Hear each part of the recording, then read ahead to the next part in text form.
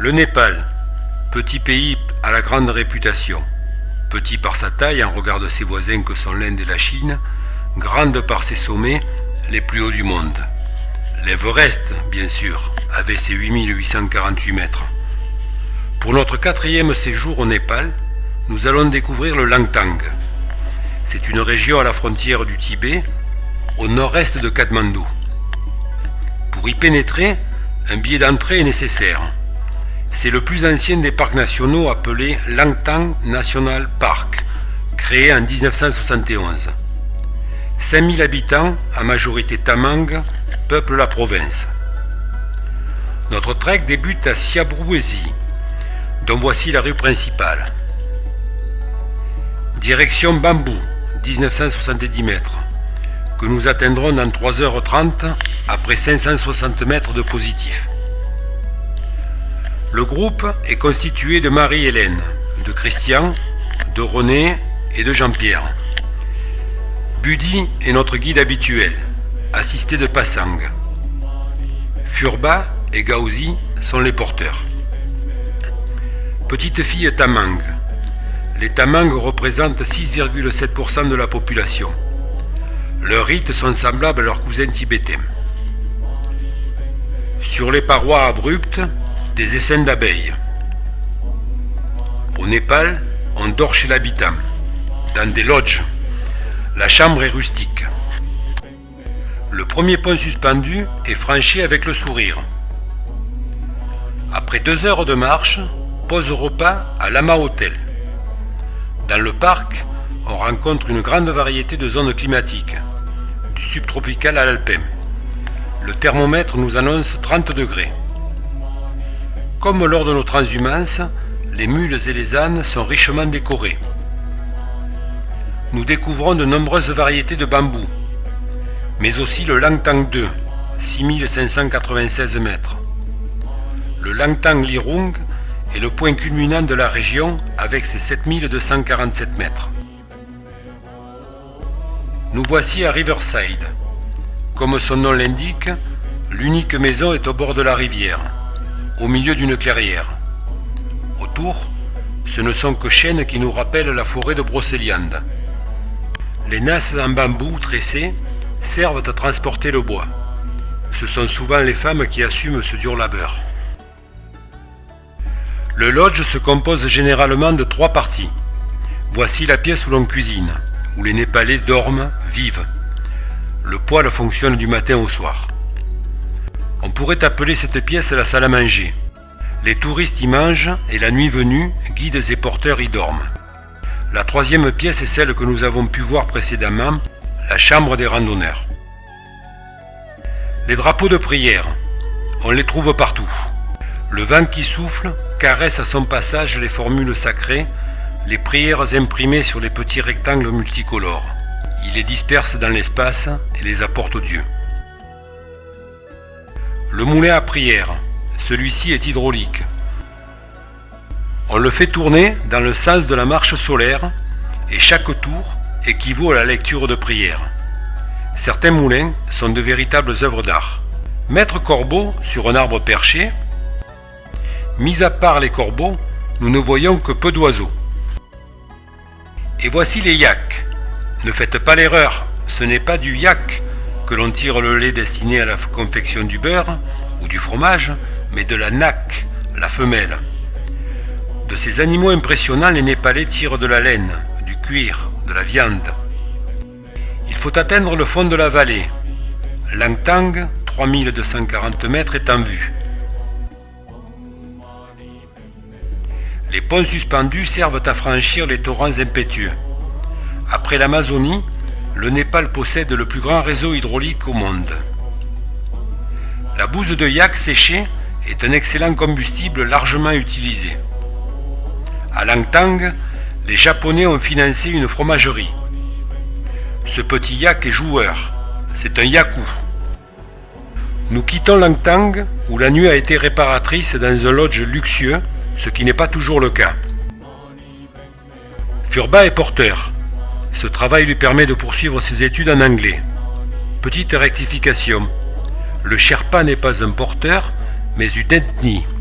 Malgré le froid, le sourire est sur toutes les lèvres.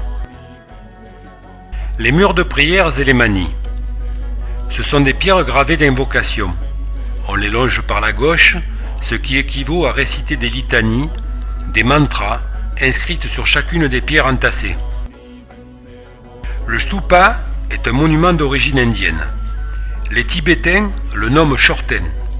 Les règles de sa construction sont strictement définies. L'assise repose sur une base carrée figurant la terre,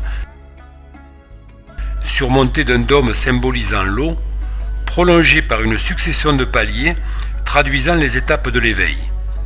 Les Chorten signalent toujours la présence de Bouddha. À l'entrée comme à la sortie des villages, on trouve le Chorten de bienvenue et protecteur. 3830 mètres. Le bout de la vallée Kianjin-Gumba. Lavoir népalais. L'eau captée dans les glaciers voisins circule dans des tuyaux plastiques lorsqu'elle n'est pas gelée. Coucher de soleil sur Langtang Lirung, 7227 mètres.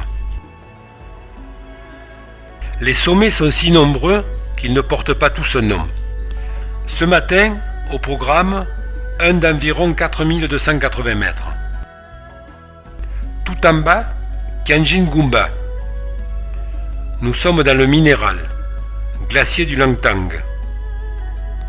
Monde glaciaire. Un éperon franchi et l'on découvre un lac glacé. Le plaisir, la joie d'atteindre le but, le sommet. Elles l'ont fait. Albert Camus écrivait « En vérité, le chemin importe peu. La volonté d'arriver suffit à tout. » Tout en haut, le même plaisir, les mêmes images, les drapeaux de prière. La descente est périlleuse, d'autant que Passang a mis le turbo. Les manies, elles sont devenues habituelles, comme la tasse de thé. Les ânes reviennent allégés de leur fardeau. Nous redescendons nous aussi. Sous la véranda, bien à l'abri, The Cup of Tea. Nous sommes à Lama Hotel. 5 heures de marche pour perdre 900 mètres de dénivelé. Au lodge, Marie-Hélène et René font une rencontre. Il faut reprendre le chemin, descendre au pont, le franchir. Ensuite, ce sera une nouvelle montée, une autre vallée, une autre découverte. En général, les escaliers favorisent la montée. Ici, les marches sont irrégulières et les genoux sont mis à rude épreuve.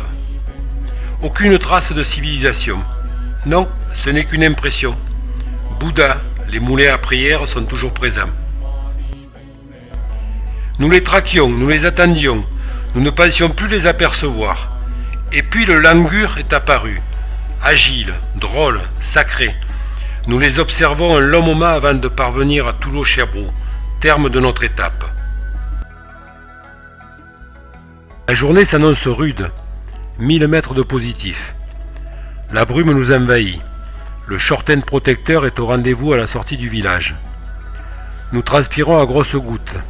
Au milieu de nulle part, toujours des Chorten. Ils sont synonymes de halte et de repos. Après 3 heures de marche, nous atteignons le col, la délivrance, le repos autour d'un thé. La végétation change subitement. Nous traversons une forêt peuplée d'immenses rhododendrons rosés. L'arbre peut atteindre 30 mètres de haut. Ses fleurs sucrées sont riches en vitamine C. L'écorce du Rhodo arboreum soigne la jaunisse et le diabète. Les 3 Chorten de Chandabari, 3320 mètres, nous accueillent. Un monastère jouxte notre lodge. Petite visite. Au lever, tout est couvert de givre. 4 degrés dans la chambre. Impossible de se laver. L'eau est gelée. Tout en haut, un Chorten. Il semble tout à proximité, et pourtant, il est dur à atteindre. La chaîne himalayenne au soleil, du moins une partie. À 3600 mètres, la végétation est rare. Seulement quelques arbustes. L'Orebina, 3950. Il n'y a que 4 lodges, mais un seul est encore ouvert. C'est la fin de saison. L'endroit est rustique, la soupe est réparatrice. Au lever, grand bleu sur la chaîne, un régal. Shorten, moment de répit, de repos, de contemplation, de méditation, même pour les Népalais. L'Aurebina semble déjà bien loin. Il faut pourtant un gros effort pour atteindre notre nirvana, en l'occurrence ce Shorten auprès duquel nous soufflons un peu. La pente s'adoucit. Le chemin surplombe une gorge profonde. Chacun son rythme. Pose photo. Le Shorten s'éloigne peu à peu. Ganesh, fils de Shiva, c'est le dieu de la sagesse et de l'intelligence. Le lac Sharwati, un des 108 lacs sacrés de Gosaïkund. 108, chiffre sacré pour les bouddhistes, hindouistes, mais aussi pour les juifs, les japonais. Un peu de descente. Et nous voilà au lodge de Gosaïkund. Tibet Hotel Lodge. Panorama d'un petit sommet. Tout est relatif. Il surplombe Gosaïkund. René médite dans le froid. Puis rentre bien au chaud autour du poêle. Au Népal, il n'y a pas d'âge pour s'occuper du feu.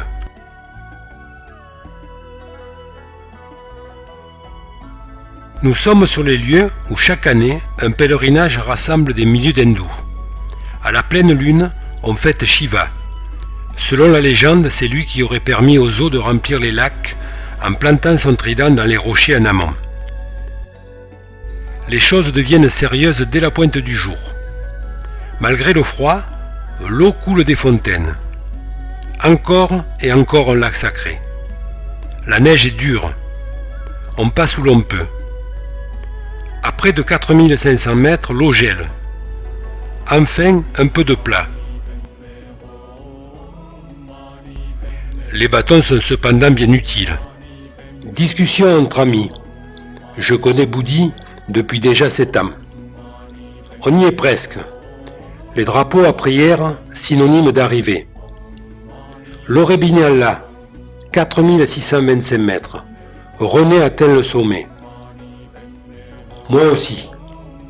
Les drapeaux de la victoire. À Pédi, nous avons descendu près de 1000 mètres. Recyclage du verre. Un pont, et puis encore de la montée. Mer de nuages. À 3004, la flore réapparaît. Nous sommes à Gopté. Descente raide et remontée vers le dernier col. Tadepati. Tout en bas, Mélanchigon, terme de l'étape. Sous un soleil radieux, nous contemplons une dernière fois ces géants. La descente se fait tout en sous-bois. Elle est périlleuse. Mélanchigon possède un monastère. Petite visite. Ce moulin à prière est richement décoré et de taille impressionnante. Dernière journée de trek. On nous a offert la kata, l'écharpe de la félicité, symbole de courtoisie et de bénédiction. Encore et encore un stupa. Tomate locale. Nous y sommes. Le 4x4 nous attend. Original, non? Pique-nique sur un toit. Massage de bébé dans la rue, à même le sol. Le trek terminé, place au tourisme. Bodhnath, un site à visiter obligatoirement à Katmandou. Aujourd'hui, nous y sommes avec Yangzom, notre filleule, que nous parrainons depuis 8 ans déjà. Bodhnath, où les moines viennent prier librement.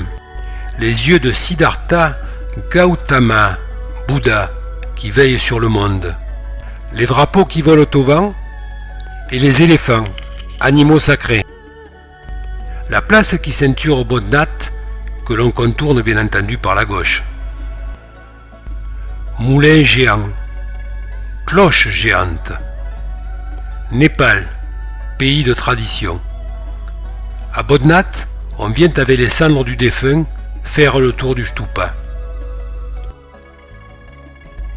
À proximité de Bodhnath, le monastère de Mathieu Ricard. Ce Français, docteur en génétique cellulaire, est devenu moine bouddhiste tibétain.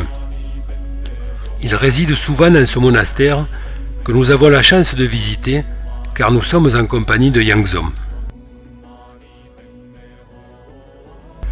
Nous sommes à présent sur une colline surplombant Katmandou, appelée la montagne aux singes, plus exactement Monkey Temple. C'est un sanctuaire bouddhique où les macaques sont rois. L'ensemble architectural s'organise autour d'un stupa blanc surmonté d'un bloc cubique portant sur chaque face les yeux de Bouddha. Selon la légende, la vallée de Katmandou était noyée par un lac et la colline surgit d'elle-même. Pour accéder au site, une suite interminable d'escaliers. Bouddha ne vous quitte pas des yeux. Bien sûr, le Dalai Lama est aussi présent. Singe admirant ou suppliant Bouddha. L'odeur de l'encens et des lampes à beurre flotte dans l'air. Sur l'autre versant de la montagne aux singes, on peut découvrir les 3 Bouddhas d'or. L'endroit est moins touristique, mais il mérite une visite. Bouddha, réincarnation de Vishnu, dieu hindou, faut-il le rappeler. Le titre de Bouddha désigne une personne ayant notamment, par sa sagesse, réalisé l'éveil, c'est-à-dire atteint le nirvana, la libération. Une petite vue de la capitale népalaise. Elle est en reconstruction. Le palais royal est Durbar Square. C'est le cœur de la ville, l'endroit de la cité où les rois étaient couronnés. Ils y gouvernaient. Dans la rue, le commerce local. Ici, vendeurs d'écharpes en cachemire ou copie. Notre côté sentimental avec les 3 derniers clichés. Yangzom, que nous voyons grandir, déjà une adolescente. Et puis Maya, l'épouse de Bouddhi, notre guide, et leur fils Ashish. 68, quand tu nous tiens.